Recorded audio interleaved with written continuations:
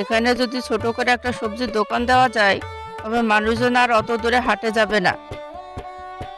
কথাটা মন্দ বলনি, তবে এত টাকা কোথায় পাবো? আমার কাছে তো কোনো টাকা নেই। ও তুমি চিন্তা করো না, আমার সোনার দুলটা বিক্রি করে তুমি ব্যবসা শুরু করে দাও। না মানে, তোমার সোনার দুল বিক্রি করব?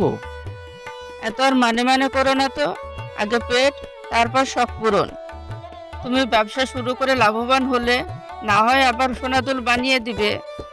ঠিক আছে, তোমার দুলটা দাও।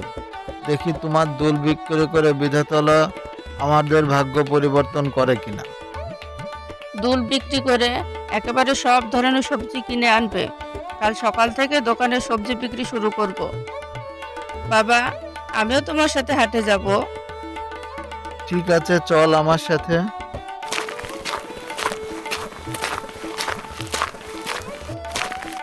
কিছুদিনের মধ্যেই এসাকের সবজির দোকানে অনেক ভিড় হতে লাগলো। এসাক ভাই, তোমার সাথে একটা কথা ছিল। কি বলবে বলো?